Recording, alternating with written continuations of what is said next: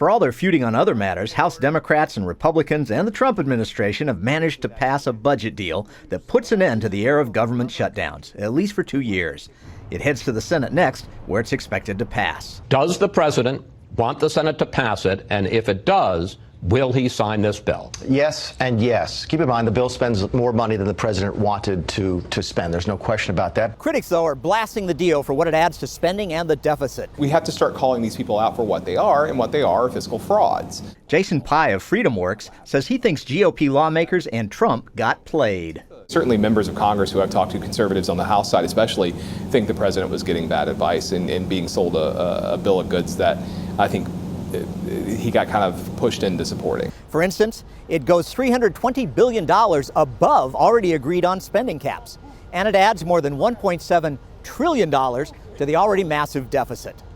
Well, those who helped cobble together this budget buster said its critics can talk a good fight, but that's about all.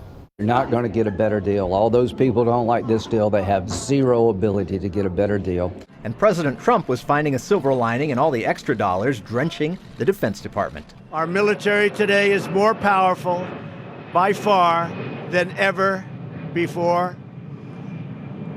And 3 years ago, we could not have said that, could we, Mark? Pai says Republicans can hardly call themselves conservatives when voting for a deal like this. Republicans run every 2 or 6 years, depending on which chamber they're in, on fiscal responsibility and limited government. We elected them to fight. That's the whole purpose. Republicans, that our activists go out and knock on doors and pound pavement and make phone calls for Republicans. They want people who are going to go fight. Trump forces and some congressional Republicans think a huge fight over the budget could have led to a bruising battle that might have seriously wounded the GOP headed into a crucial election year. But appearing on Faith Nation, the Heritage Foundation's Romina Bacha scalded these present-day deal makers. It's irresponsible, reckless, and frankly immoral to put so much debt on the next generation. You have to start making these tough choices at some point in time. If not now, when? Paul Strand, CBN News, Capitol Hill.